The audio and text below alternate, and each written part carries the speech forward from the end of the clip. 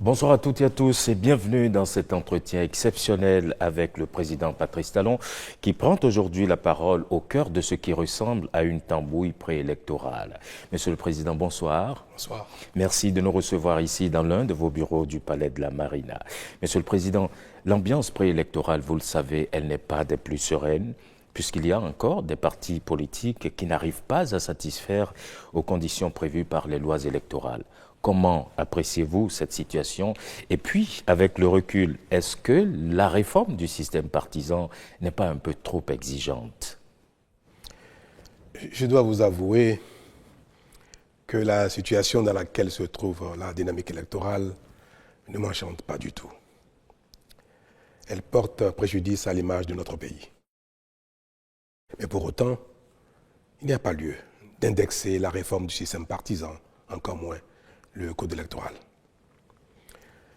Les infortunes qui s'observent chez les démocrates sont-elles la conséquence d'un code électoral trop contraignant ou résultent-elles d'une main cachée, en l'occurrence celle du président Talon? Comme je suis devenu le souffre-douleur du président Boni et le bouc émissaire idéal pour tout ce qui ne va pas chez les démocrates, que puis-je dire pour ne pas être condamné? Je suis le coupable idéal. Mais avant d'aller à l'échafaud, je vais vous dire à vous toute la vérité. Tout ce que j'essaye de couvrir depuis fort longtemps en raison de ma charge et de la réserve que cela m'impose. En effet, depuis 2016, mon prédécesseur, le président Boni, s'emploie avec beaucoup d'énergie à faire échec à toutes les réformes, quelles qu'elles soient, et à l'action publique, quel que soit le secteur. Avant 2016, tout le monde priait pour une réforme du système partisan. Nous l'avons engagée et j'en suis fier. Elle consistait à encourager, voire contraindre, les partis politiques au regroupement. La FCBE, qui était à l'entame de la réforme, je crois le parti le plus grand de la centaine de petits partis que comptait le Bénin, avait l'opportunité d'absorber un grand nombre de ces petits partis et de devenir un grand parti d'envergure nationale, pour peu qu'elle en ait la volonté. Mais comme c'est une réforme engagée par Patrice Talon, pas question. Pas question que cette réforme prospère, même si la FCBE devait en profiter. De même, l'appel de Patrice Talon à entrer en partenariat avec la FCBE et à accueillir des cadres FCBE dans la gouvernance politique et technique du pays a été refusé à tous ceux qui ont estimé le contraire et ont montré leur disponibilité à collaborer. Tout cela ont été bannis. Cette volonté du régime de la rupture d'associer toutes les compétences et bonnes volontés, quel que soit leur bord politique, à la construction du pays, s'est manifestée très tôt, et ce, dès la formation du premier gouvernement. C'est dans cette perspective d'ailleurs que M. Jean-Claude Oussou, membre du staff de campagne de Lionel Zissou, a été appelé au gouvernement en qualité de ministre de l'Énergie dès le lendemain de l'élection présidentielle. Beaucoup d'autres, en raison de leurs compétences techniques ou de leur leadership politique, ont été appelés pour servir le pays aux côtés de Patrice Talon, élu comme président de tous les Béninois et non comme président d'une partie des Béninois. Certains restés fidèles à la ligne du parti et de son chef, je parlais des FCBE, du président Yaya Boni, sont manifestement entrés en quasi-rébellion contre le nouveau régime, et ceux qui ont choisi de servir le pays à mes côtés ont été, comme je l'ai dit, purement et simplement bannis.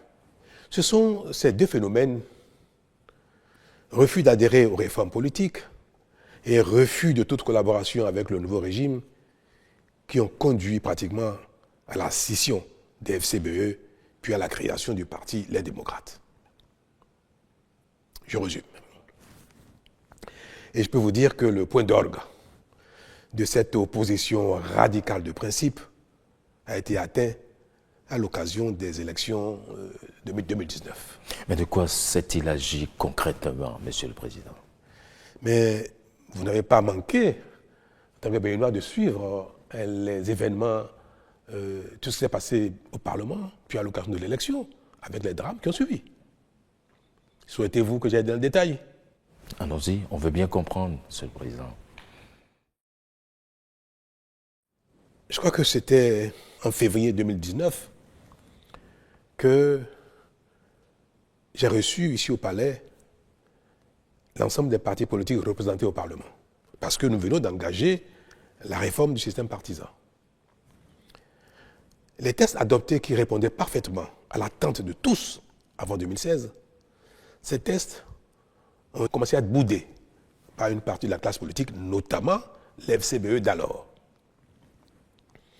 Et ils ont estimé que les nouveaux textes n'étaient pas convenables, trop rigides, et risquaient de ne pas les faire gagner des élections.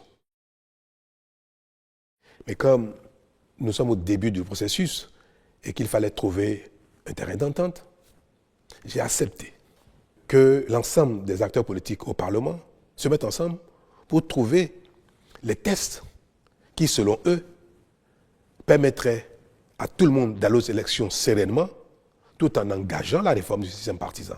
Ne pas rester au statu quo de notre passé connu, excusez-moi le terme, de pagaille politique, mais d'engager une réforme qui reste à la portée des uns et des autres. Des rencontres ont eu lieu au Parlement, sous la présidence de président Ongbedi, président de l'Assemblée à l'époque, et un consensus a été trouvé. L'ensemble de tous les acteurs représentés au Parlement ont abouti à un consensus. Je crois que ce consensus a été consigné dans un document le 18 mars 2019. Ceux représentant l'opposition dans le comité sont allés voir le président Yaya Boni pour lui présenter le consensus. Mais tenez-vous tranquille. Le président Yaya Boni a refusé que le consensus soit adopté, que les tests prévus pour être votés afin non seulement d'engager la réforme, mais de permettre à tout le monde d'y aller plutôt aisément. Ces tests ont été refusés par le président Boniaï, qui a dit aussi, ceux qui sont venus le rencontrer, que les choses n'ont qu'à rester en l'état. Que si l'élection ne doit pas avoir lieu, elle n'aura pas lieu. Et que nous verrons bien. La mort dans l'âme, ses propres représentants revenus au Parlement ont indiqué que, bien qu'ils aient travaillé au consensus, bien que les nouveaux tests devaient être pris leur convenaient bien, mais que la ligne du parti ne permet pas d'avancer et de signer quoi que ce soit. Et encore moins de voter de nouveaux tests, puisqu'il était prévu que les tests changent. Je dois préciser que, à la suite des négociations au Parlement, tous les représentants de chaque camp, mouvance, opposition et consorts, comme je disais tout à l'heure, après avoir abouti au consensus, tous les représentants désignés avaient signé l'accord de consensus. Donc avant d'aller soumettre cela au président Yaya Boni. C'est parce que celui-ci a refusé qu'il n'est pas question que le consensus soit mis en œuvre, qu'ils sont donc revenus et ont dénoncé leur propre signature. Ils l'ont dénié finalement. Ils l'ont dénié, après l'avoir signé. Cela, je tiens à le préciser parce que c'était pour tout le monde, il paraissait évident que ce consensus soit mis en œuvre. C'est pour ça que je crois que les représentants de l'opposition n'ont même pas estimé nécessaire d'aller solliciter l'approbation du document avant de le signer. C'était évident pour eux parce que tout ce qu'ils ont demandé a été pris en compte. Mais malheureusement, donc, l'approbation du président Boniaï n'a pas été obtenue et ils sont revenus au Parlement pour dénier leur propre signature et se retirer de la salle. Et d'ailleurs, à la mise en œuvre des tests, je crois, je n'ai plus le bon souvenir des choses, toutes les questions ont été évoquées, ils sont carrément sortis de la salle. Alors, voter un nouveau test, il n'en avait rien à faire. Continuer avec les tests existants, pareil. Est-ce qu'il fallait bloquer le pays? S'arrêter là? On fait quoi? Avec le test existant ou de nouveaux tests, rien ne se fera. Le Parlement a continué avec les tests existants et nous sommes allés aux élections législatives 2019. Vous connaissez la suite. Et c'est quelque chose que je n'ai jamais voulu évoquer dans ces détails-là parce que je pense que, comme dit le président Aimo lui-même, les intrigues du genre peuvent être gérées sans que l'opinion dans son ensemble ne découvre ces détails qui ne nous honorent pas, et encore moins un ancien président de la République. Mais je suis tenu à la fin de dire, que tout le monde m'entende, que ce qui s'est passé en 2019, c'est le président Aimo qui a été le seul responsable. Il a empêché la tenue normale des élections. Il a empêché les démocrates de participer aux élections. C'était l'FCBE à l'époque. Parce qu'il a empêché que des tests consensuels soient mis en œuvre pour permettre une élection apaisée. Il a pratiquement empêché que les élections aient lieu dès l'adoption des tests au Parlement. J'ai assumé. J'ai été vu comme celui qui est à l'occasion, qui est à l'origine des violences électorales que nous avons connues. C'est mon rôle, je suis dans la charge, j'ai assumé. Mais ce qui se passe et qui continue de se passer ne peut pas me permettre de rester silencieux indéfiniment. Alors, je crois qu'à la suite de cet événement, nous avons eu droit à l'installation de ce Parlement qualifié de monocolore, la 8e législature. Donc, qui s'est installé sans la FCBE et qui a été qualifié de monocolore. Mais devrions-nous arrêter toutes les réformes en raison de cette situation? De l'opposition du président Aimo Ndiaye, de faire partie du pays normal, ou bien fallait-il continuer à construire le pays en faisant les réformes, en espérant que la foi dont le président Ndiaye se réclame finirait par l'assouplir. Nous prions tous et nous espérons chaque fois que le ciel nous accorde de faire de bonnes œuvres, de calmer nos pulsions, nos colères, pour qu'autour de nous, la vie soit confortable pour les uns et les autres. Et moi, j'ai espéré que cette foi finirait par avoir raison de la position du président Ndiaye. Mais je crois que rien n'y fit. Nous avons donc décidé de ne pas arrêter le processus de mise en œuvre des réformes et nous sommes allés donc le plus loin possible pour rester dans la dynamique de l'aboutissement à un pays doté de grands partis politiques susceptibles de représenter toutes les régions du Bénin à l'occasion de chaque élection, que ce soit législative, communale ou présidentielle.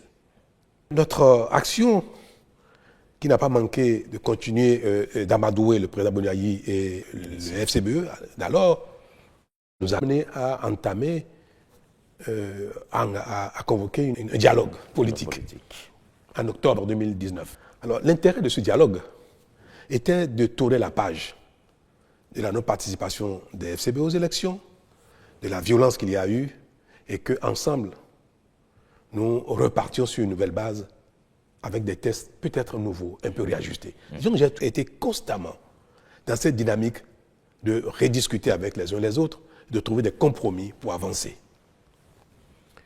Presque tous les partis politiques existants au Bénin alors, en ce temps, qui ont été invités au dialogue, sont arrivés, y compris les FCBE. Je crois qu'à l'époque, il y avait une dizaine de partis convenablement enregistrés selon la charte des partis. Et les FCBE ont participé au dialogue. Mais le fait d'avoir participé au dialogue, le président Boni a décidé d'exclure tous les cadres FCBE, les leaders FCBE qui sont venus au dialogue. Vous connaissez, vous avez suivi un peu ce qui s'est passé dans cette période-là. Bien sûr. Un processus a été engagé pour les exclure du parti. Oui. Je crois que c'était même allé en justice. Évidemment. Je crois que le président Boni n'a pas réussi à les exclure du parti. Et le parti devait rester dans son intégrité avec tout le monde. C'est ce qui a fait partie le président Boni avec certains et qui a donné lieu à la création des démocrates. Donc ce parti est né du fait de la participation des FCBE au dialogue politique. Il ne fallait pas que les FCBE participent à des échanges dits dialogue politique. Voilà la situation dans laquelle nous avons été jusqu'à la création des démocrates en 2020, je crois. Oui, 2020. Je crois. Puis le pays a continué son chemin jusqu'à l'avènement des élections législatives de 2023. Je passe les détails, ce qui s'est passé jusque-là. Mais je n'ai pas arrêté de faire le charme aux uns aux autres, de les amadouer, de les supplier même de venir et prendre le train en marche. Et en effet, les démocrates se sont résolus à participer enfin aux élections. Et ils ont été donc candidats aux élections de 2023, aux élections législatives. La suite, avec les mêmes lois, les mêmes tests, parce qu'on a réussi à les supplier, à les amadouer qu'on sort, ils sont allés aux élections et ils ont eu 28 députés avec les mêmes tests. À peine cet obstacle franchi,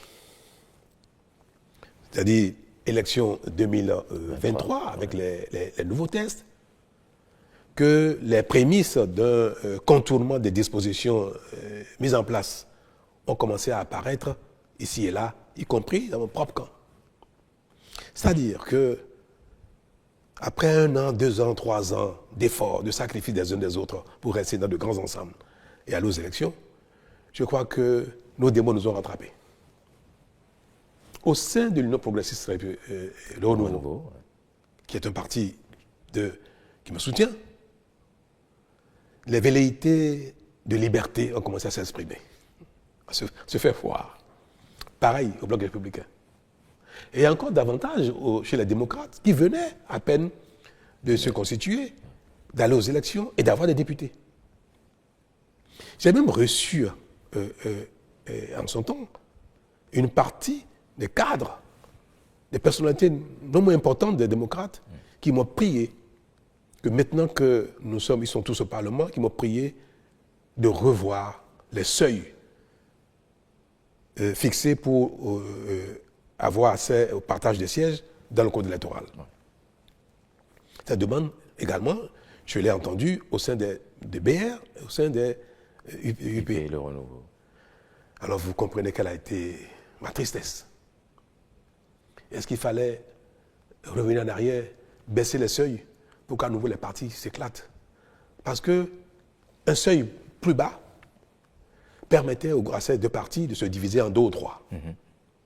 Et je l'ai dit même plusieurs fois ici, à l'occasion de certaines rencontres, je l'ai dit au président Boni quand il est venu me voir, j'ai dit, Monsieur le Président, si j'avais accepté de m'engager avec vous dans la révision du code électoral pour baisser les seuils, les démocrates auraient déjà explosé. Ce n'est pas vous seul, UPR et BR.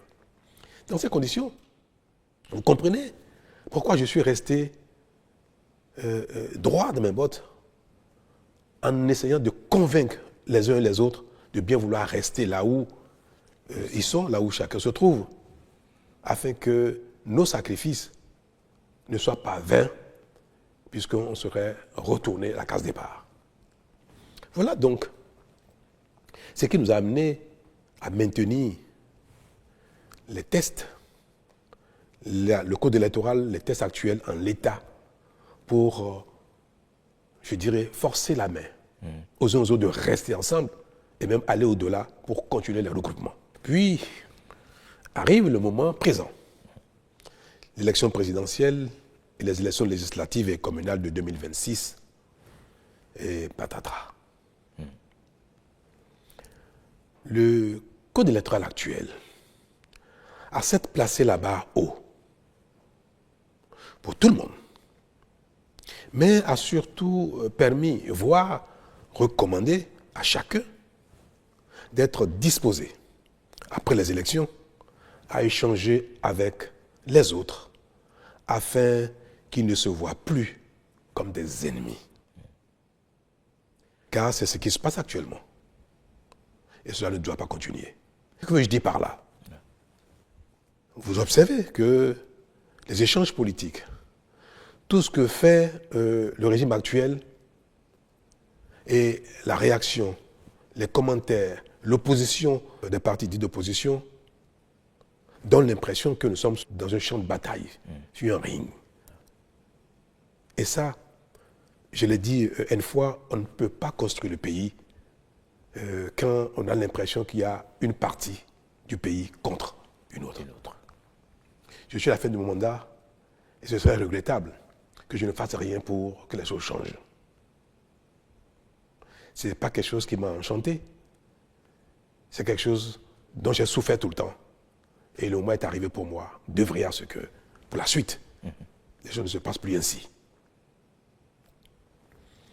Et je vais l'illustrer par un fait qui s'est passé il n'y a pas longtemps. Ouais. Le vote du budget de l'État 2025. Quand le gouvernement a travaillé sur le projet de budget, le ministre des Finances est allé au Parlement rencontrer les divers groupes parlementaires, les diverses commissions, pour échanger sur l'articulation du budget et ses détails. Les démocrates, pour une fois, ont participé au débat et ont fait des observations pertinentes et ont suggéré des modifications et des amendements au projet de budget. Le ministre des Finances s'est employé à prendre en compte la quasi-totalité des observations et des recommandations des démocrates. C'était une belle occasion pour montrer que le pays est un, indivisible. Et je profite pour l'en féliciter à nouveau, mais toutes les gymnastiques possibles ont été faites pour que toutes les observations soient prises en compte et toutes les recommandations des démocrates soient intégrées au projet de budget. Le ministre est revenu au gouvernement, présenter la nouvelle mouture. Le gouvernement l'a approuvé entièrement dans son intégralité et a souhaité que le budget soit voté en l'état avec les nouvelles dispositions. Au vote, les démocrates ont fait exactement ce qu'ils ont l'habitude de faire, exactement le contraire de ce qu'ils ont souhaité. Quelques jours avant, ils ont voté contre le budget. Comment ça peut se comprendre? Et nous avons appris dans les coulisses que le compte rendu qui a été fait au président Yahya Boni pour solliciter son accord avant de voter le budget, que cet accord n'a pas été obtenu et que le président leur a interdit de voter le budget, bien que celui-ci ait pris en compte la quasi-totalité de leurs observations et recommandations. Ce n'est pas acceptable. Et vous voulez que, passant la main, je ne sais pas à qui, que je ne recommande pas que le pays continue ainsi. On a l'impression que la compétition politique s'exerce dans une adversité éternelle. Qu'après les élections, les partis ayant été en course deviennent des ennemis. Mais ça ne se passe nulle part comme ça. C'est vrai. Cela arrive quelquefois dans quelques endroits du monde. Mais pour un pays où tout est à construire, le consensus est indispensable pour non seulement faire les efforts nécessaires, engager nos populations dans les efforts, présenter aux partenaires de développement que nous sommes, nous voyons tous le développement du pays comme un impératif et que nos guerres ne sont pas de nature à empêcher les grandes actions et notamment un budget. Vous voyez ce qui se passe en France? La France peut se permettre de ne pas avoir un budget. Le pays est grand. L'industrie, le commerce fonctionnent parfaitement sans l'État. Et l'État n'est pas le principal acteur économique. Au Bénin, la paralysie de l'État serait une catastrophe.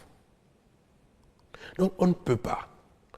Pendant qu'ailleurs, les gens s'entendent, qu'ils soient de bords différents, pour travailler ensemble, pour trouver un consensus, on ne peut pas ici, même si un consensus est trouvé, dire que nous sommes des ennemis et dire qu'il faut que le pays soit bloqué, paralysé, pour peut-être qu'il y ait des élections anticipées, ou qu'il y ait des coups d'État, ou qu'il y ait je ne sais pas quoi. C'est malheureux. Et je prie tous les dieux pour que l'avenir du Bénin ne se conjugue plus en de tels combats politiques et autres, en de telles dynamiques de confrontation éternelle. Et c'est bien pour ça que je suis aujourd'hui favorable à ce que nos tests, le code électoral et autres, obligent les gens, certes à aller en compétition, mais à travailler après ensemble pour l'intérêt national. Et je l'ai dit aux jeunes que j'ai rencontrés il n'y a pas longtemps ici au Palais. J'ai dit, mais qu'est-ce qui oppose UPBR? Qu'est-ce qui oppose UPBR et les démocrates? Qu'est-ce qui nous oppose fondamentalement? Si ce n'est une question de feeling. Nous avons les mêmes besoins d'eau, d'électricité, de routes, d'emploi, de bonne santé, d'éducation. Et ces choses-là ne relèvent pas d'une idéologie. On peut aller à la compétition, mais on peut travailler ensemble. Et le monde va ainsi. Regardez en Allemagne. Nous avons vu pendant longtemps que la CDU et le FDP, je crois, qui ont souvent des partis challengers, qui se challengent, qui vont aux élections ensemble, c'est-à-dire les uns contre les autres, une fois les élections finies, ils se mettent ensemble pour gérer le pays. Et chacun apporte sa pierre à la réflexion, chacun apporte sa contribution à la définition de la politique nationale. Et on pu observer que, à la suite de ça, la même CDU avec le SPD, pareil. Partout dans le monde aujourd'hui, regardez en Europe, on observe bien que les populations ont beaucoup évolué, les peuples ont évolué, la dynamique démocratique a évolué, les libertés ont évolué. Donc, il n'est plus convenable qu'un seul camp dise qu'il détient la vérité et qu'il s'impose aux autres. Il faut mettre les vérités ensemble pour construire un pays. Mais mettre les vérités ensemble requiert dans un système démocratique que d'abord les vérités se confondent dans les urnes. Une fois que l'un a gagné, parfois on peut gagner une élection à une voix près. 49,49% peuvent perdre au profit de quelqu'un, d'un groupe qui a fait 51,01%. Ça ne veut pas dire que les 49% ont tort. Non, il faut que pour construire le pays, les responsables, les divers leaders se mettent ensemble d'une certaine façon pour définir la conduite du pays, chacun dans son rôle, chacun dans son couloir, chacun selon ses compétences. C'est bien cela, et de ça qu'il s'agit. Et c'est pour ça que j'ai dit aux jeunes, mais demain, après les élections, si les démocrates gagnent, pourquoi ils ne travailleraient pas avec l'FCBE? Pourquoi pas aussi avec peut-être UPBR? Que si le BR gagne les élections, UP, pourquoi ils ne travailleraient pas avec les démocrates, soit au Parlement, soit même dans un même gouvernement? Moi, j'ai fait ça. C'est des choses qui peuvent arriver si, pour autant que les uns veuillent bien le faire. Le code actuel prescrit cela. Est-ce que c'est mauvais que notre code électoral demande aux partis candidats de dire s'ils ont l'intention, après les élections, d'échanger, de collaborer pour la gouvernance du pays? Et si vous le dites, vous avez un bonus. C'est-à-dire les partis politiques qui disent, après les élections législatives, après les élections communales, après les élections de Malaisie, nous sommes capables de travailler ensemble, ils ont un bonus. Et le bonus, c'est que pour les législatives, les 20% qui sont exigés par circonscription électorale, on vous permet de les sommer ensemble. Même si vous n'avez que 10% dans une circonscription, dès lors que vous dites, je suis prêt à travailler, à discuter au Parlement avec un autre groupe qui a 12%, eh bien, vous bénéficiez de ces 12%. C'est une technique pour amener les gens à commencer à se parler. C'est tout. Ouais. Et bien ce code-là, on l'attaque. Tout le monde est en train de signer des accords de gouvernance et parlementaire. mais les démocrates ont refusé. Le président Yaïboni a refusé que les démocrates signent un quelconque accord avec qui que ce soit, y compris l'FCBE. FCBE est une partie d'opposition, même modérée. C'est un parti d'opposition. Si les démocrates avaient signé avec l'FCBE un accord de gouvernance et d'accord parlementaire, le duo candidat à l'élection présidentielle des démocrates ne serait pas tombé, malgré la défection d'un de leurs. Oui. Parce que l'FCBE dispose, je crois, de 6 ou 7 combien de parrainages. Les parrainages de l'FCBE auraient permis aux démocrates d'être présents aux élections. Donc ils ont choisi de marcher sur la corde raide, sur le fil du rasoir. Ils se sentent si forts, c'est très bien. Mais en ce moment, quand on a choisi de marcher sur un fil et qu'on tombe, il ne faut pas chercher les boucs émissaires ailleurs. Okay. Je suis malheureux de le dire et de le répéter. Je suis malheureux que les démocrates n'aient pas les élections présidentielles. Ils avaient la possibilité de le faire. Ils pouvaient signer un accord avec l'FCBE. Et moi, j'ai demandé même à l'UP et au BR de rester disposés à signer avec les démocrates un partenariat ou un accord de gouvernance. Si je l'ai dit publiquement, devant le peuple, avec les jeunes, c'est parce que c'est ma consigne. Et je l'ai dit pour que les cadres des deux partis UPBR entendent publiquement que le président de la République, qui est aujourd'hui le chef de la majorité, souhaite que UPBR puisse signer avec n'importe quel autre parti, y compris les démocrates. Je l'ai dit publiquement. Ouais.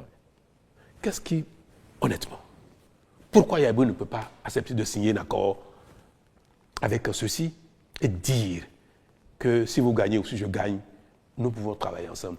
Mais cette déclaration ne veut pas dire qu'ils ont l'obligation demain de nommer des ministres de parti. Non, c'est juste l'intention.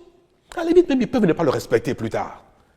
Mais ce serait bien que le peuple entende, qu'eux-mêmes se disent, travailler ensemble n'est pas un problème quand on est dans le même pays. C'est tout ce que voulait le Code. Et cela leur aurait permis, cette déclaration d'intention leur aurait permis aujourd'hui d'être candidat au présidentiel. Si vous permettez, allez-y, monsieur le président. L'élection législative arrive bientôt. Ouais. Le Code dit qu'à défaut d'accord de gouvernance, à défaut d'accord parlementaire, ouais, chaque liste, chaque parti devra réaliser 20% de suffrages, obtenir 20% de suffrages dans chacune des 24 circonscriptions législatives. Aujourd'hui, aucun parti n'est en mesure de le faire.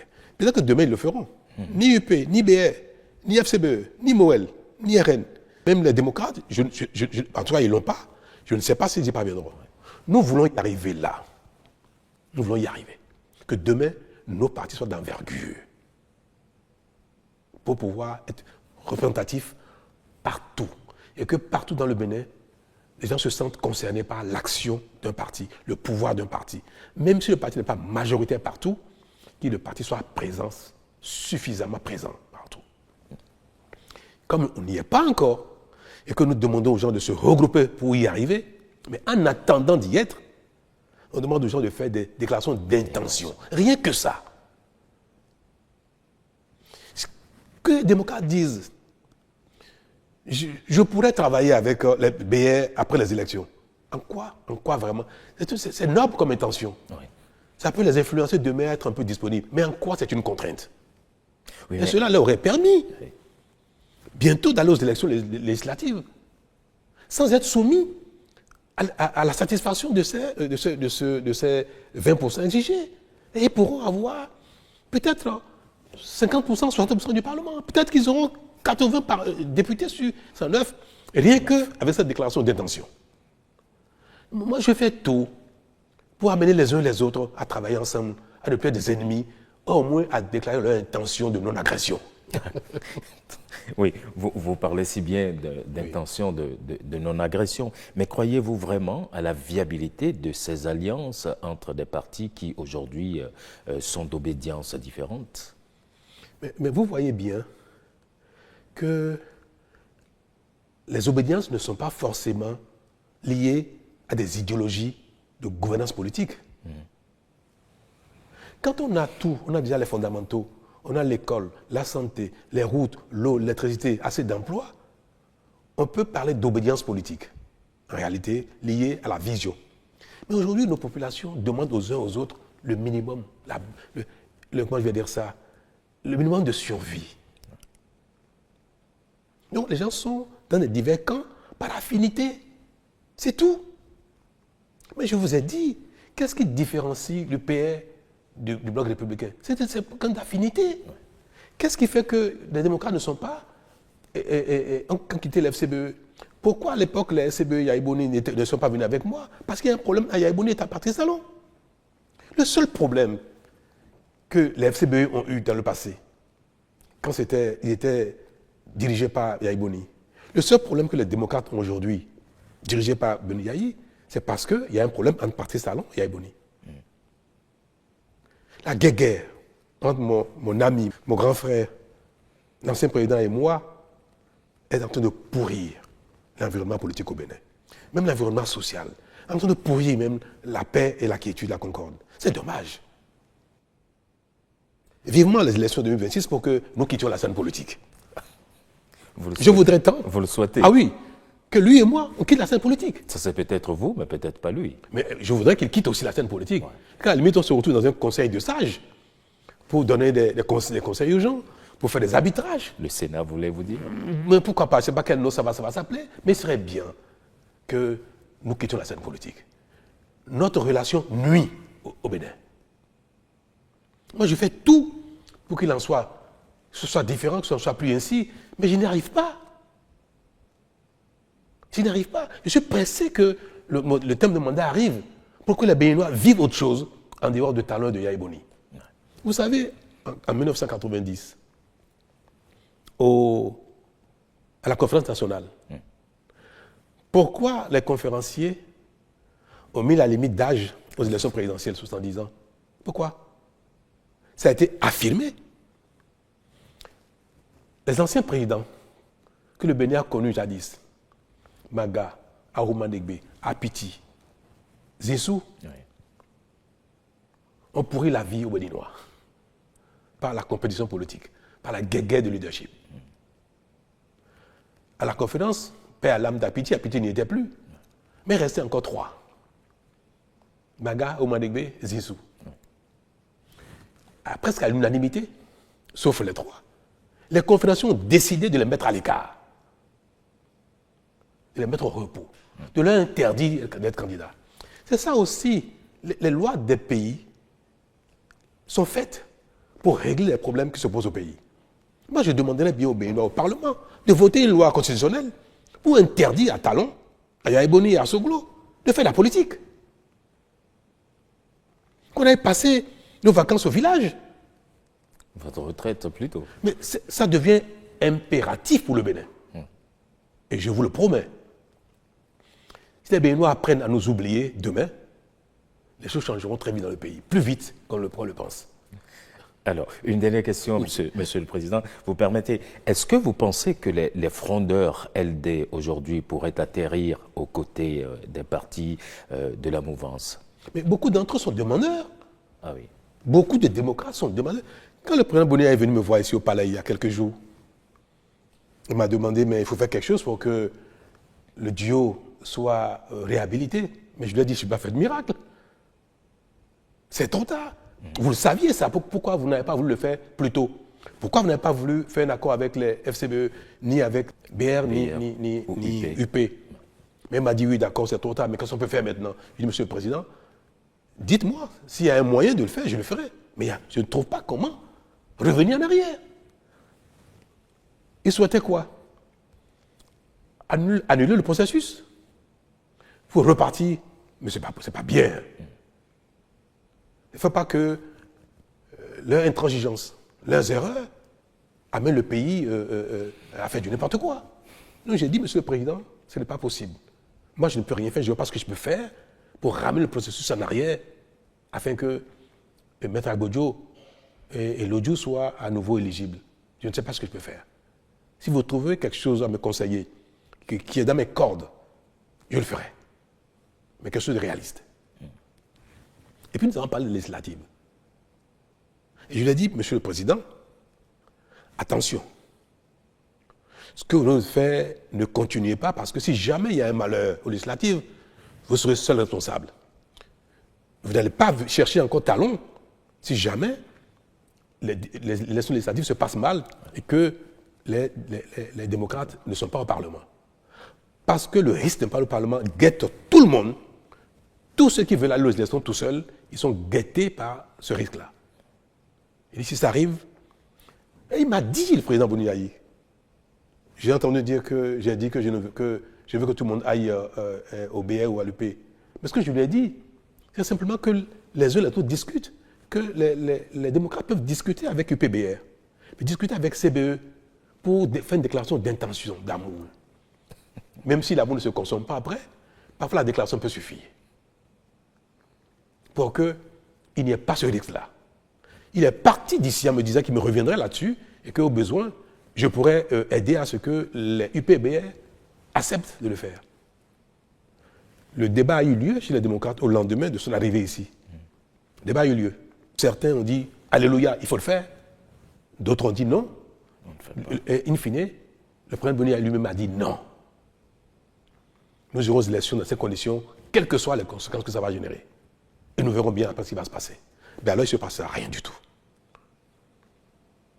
Si les démocrates décident d'aller aux élections dans ces conditions, il ne se passera rien du tout. Je vais prier simplement pour qu'ils gagnent, qu'ils enlèvent des sièges pour que le pays retrouve son calme comme d'habitude. Un mot, Monsieur le Président, pour conclure cet entretien. Mais je voudrais conclure cet entretien avec vous et vous interpeller vous-même en tant que Béninois, juste pour dire qu'il faut préserver la concorde, l'unité. Et il faut que chaque personne, chaque leader, chaque Béninois qui, dans sa vie sur cette terre,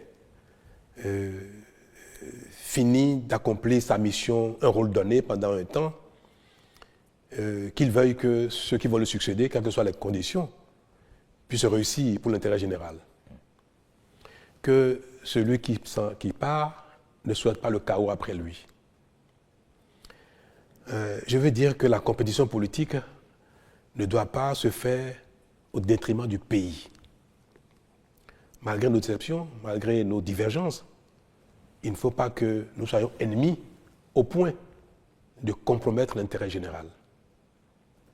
Moi, j'en ai donné le signal. J'ai travaillé avec des FCBE au lendemain de mon arrivée à la fonction. Jusqu'aujourd'hui, je continue de le faire.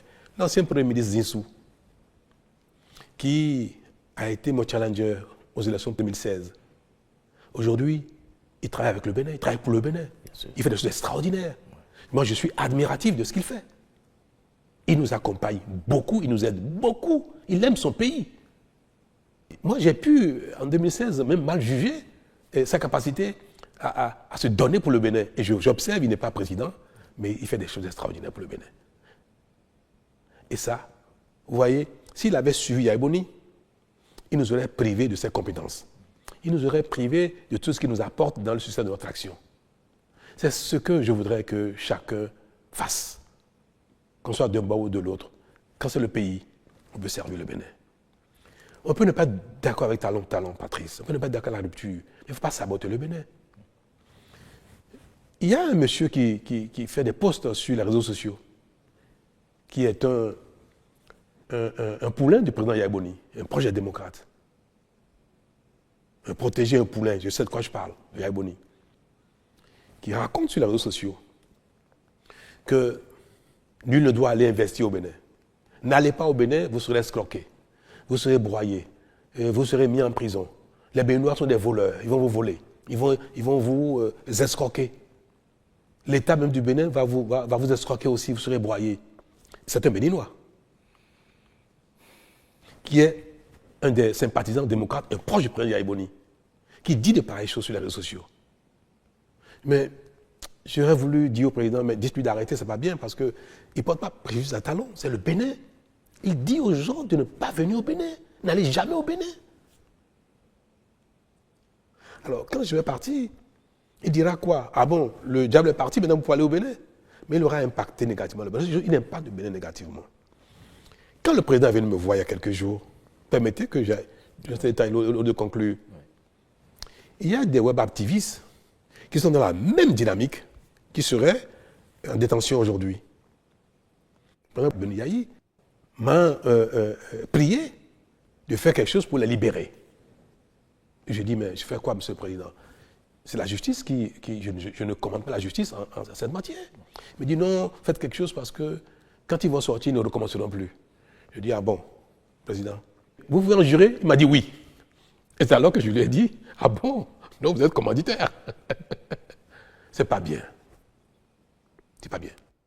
Donc, je veux donner un mot de fin pour exhorter les uns les autres, exhorter les démocrates à être disposés à tout, disposés à ouvrir.